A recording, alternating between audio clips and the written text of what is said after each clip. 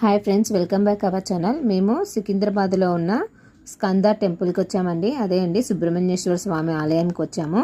ఈయన ఎంతో ఫేమస్ కదండి. భక్తితో ప్రార్థిస్తే ఆయన మన కోరికలని తీరుస్తారు కదండి. మేము రాహుకాల దీపం పెట్టాలని వచ్చాము. ఈ రాహుకాల దీపము ప్రతి వారము ఒక నిమ్మకాయ చొప్పున పెంచుకుంటూ ఈ దీపాన్ని వెలిగిస్తారండి. ముందుగా ఒక ట్రే తీసుకొని దానిపైన కొన్ని ఆకులు అంటే మన ఇస్తరాకు వేసుకొని దాన్ని అందంగా ముగ్గుతో అలంకరించుకోవాలండి. పసుపు పూసుకొని మధ్యలో ఇలా విస్తరాకు మధ్యలో తమలపాకు పెట్టుకొని చుట్టూ నిమ్మకాయలు ఉన్నాయి కదండి, దాంట్లో రసం తీసేసి ఇలా వెనక్కి పెట్టి దాంట్లో ఒత్తులు వేసుకొని ఇలా దీపం పెట్టుకోవాలండి. ఇలా రాహు దీపం చాలా పవర్ఫుల్ అండి. మనం కోరిన కోరికలన్నీ తీరుతాయి.